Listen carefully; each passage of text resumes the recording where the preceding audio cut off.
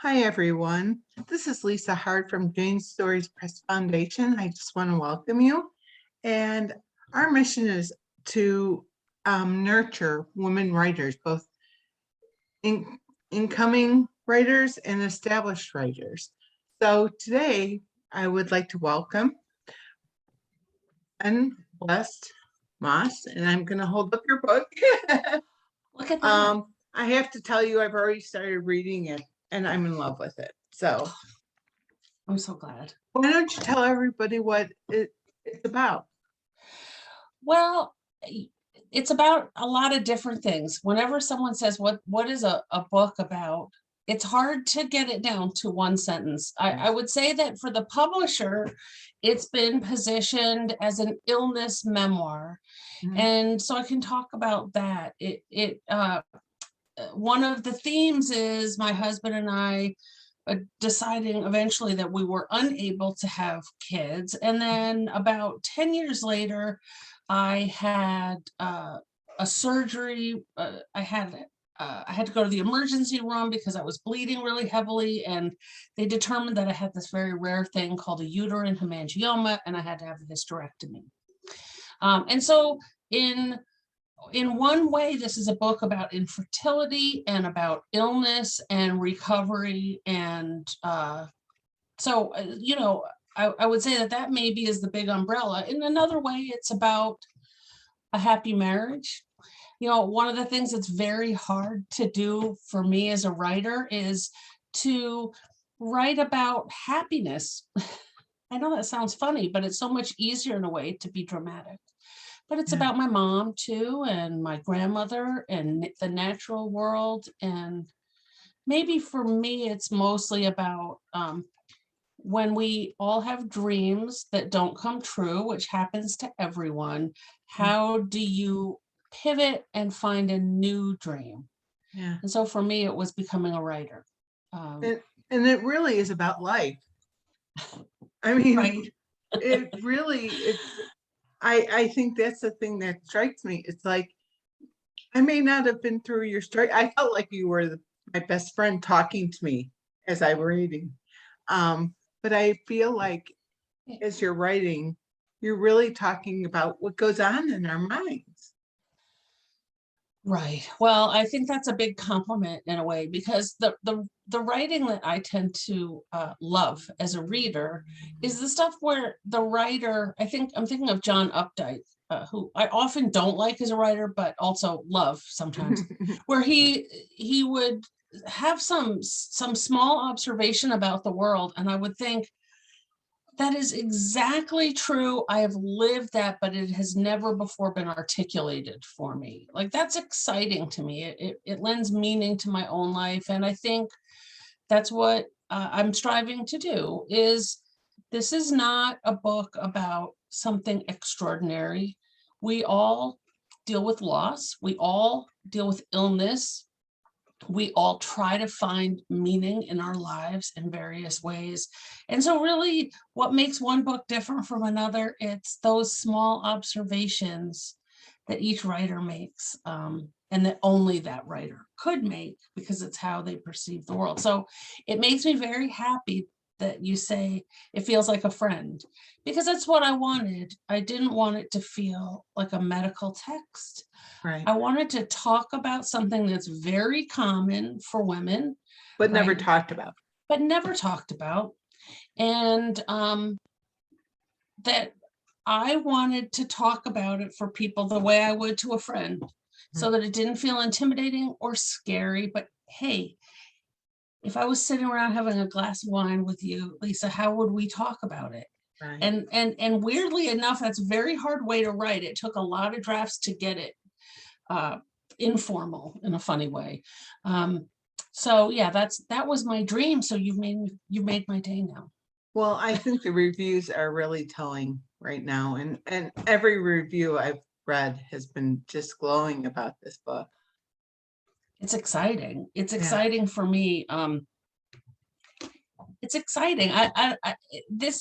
I've been a writer now professionally for about 10 years. Mhm. This feels different. I have another book that's out, which is a short story collection that I love. But because of the And publisher, that book which is is, that book is called The Subway Stops at Bryant Park. yes, I've also Um, got that book too. oh, good. Well, I love that book too, and Mhm. that was published by Leapfrog Press, and it's short stories that are all connected to Bryant Park in New York City. Um, but that was a smaller publisher and a smaller book. I was more tentative as a writer, although I do stand by those stories and love those characters still. But this feels different in a lot of ways. I think Algonquin, the publisher, has done an amazing job of building excitement in a way that I would never have been able to do. And we've already gotten reviews. I pinch myself. This is the dream for me right now. And actually, we've been told that the New York Times is definitely reviewing it. We Oh, just don't know great. when. Yeah. And so even if it's a bad review, it's still a dream come true, right? It's getting to sort of be in the world with the writers I've admired my whole life. So I just want to be part of that world. That's all I want. And even if people don't like it, I've been lucky so far that people, it seems to be resonating. And one of the most exciting things, and I invite your viewers to participate if they want. I've been hearing from total strangers on social media. It is so exciting to me. I've heard from women who got to read early drafts of the book and wrote to me to say that either they were having a hysterectomy or endometrial surgery, which is not something I know a lot about, but is related, or they've dealt with infertility, or they're just having some other kind of illness and they wanted to talk to me because they just read the book. Yeah. I can't get over it. So I actually have new friends now, Oh. and I welcome that. I love it. I love that connection Mhm. to readers. I feel very lucky indeed. Well, I think the way you write too, it just, like I said, it feels like a best friend telling you something. And really, I could relate to it on so many ways. I had a health issue last year. Um, That's right. I lost my dad to cancer, my sister to cancer. Right. You can't help but relate to those. Yeah. Well, grief is something. One of the realizations I had, Lisa, when I was sick, and then also writing the book, Mhm. when you're ill or grieving, you feel very alone in a funny way. It feels like nobody's really gone through this particular thing before. And yet I also had a very profound sense that actually grief and illness, those are some of the only universal things there are, that Absolutely. Yeah. everyone loses and grieves. And when I made that mental shift, I suddenly felt like I'm now like more people in the world than I ever was when I Yeah, was well. absolutely.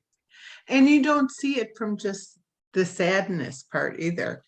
You see it from the joy part of it. And that's a part of it as well. And nobody talks about that. Well, yeah, I'm glad you picked up on that. There is a lot of humor in the book, although it can seem like a heavy topic. Mhm. I have a pretty goofy, happy life. And, when my father was in a nursing home at the end of his life, one of the stories actually in that short story collection Mhm. is based on him in the nursing home. And anyone who's spent time in a nursing home knows that it's just grisly. Yeah, However, it's also hilarious. There are moments that are hilarious. You just can't help it because it's life. yeah, And I decided that people don't ever write about what's so funny in a nursing home. For example, yeah. there was a woman at a table every time we visited my dad. There was a woman at a table playing poker. It turned out she was a retired nun, She had one leg. She played poker all day, and except she would hop out onto the balcony to chain smoke. And for some reason, I never have gotten that into a story, but I promise that's going to get into a story someday, because the joy in those small, hilarious human interactions, those are present all the time, even when we're grieving, even when we're sad, that actually happiness and sadness can kind of coexist, right? They do. And you know that because you are also a very joyful person, even with everything that you've been through as a human being. Yeah. Right. Life is good, even when it's awful. Yeah. It sounds weird, but it's true. Well, it makes you maybe appreciate life a little bit more when it's not so awful. And realizing that everyone else goes through it. This is not a melodrama. My husband is always saying when we're going through something, he goes, look, yes, he lost his brother a few years ago, which was probably the biggest tragedy of his life. But he even then was quite circumspect about it. Other people lose people they love all the time, he would say. And it didn't diminish his grief, but it also kept him from feeling as though he was the center of the universe. It kept perspective, and he could still be open-hearted to other people, even as he was going through it. Yeah. Wonderful. What do you hope to see come of this book?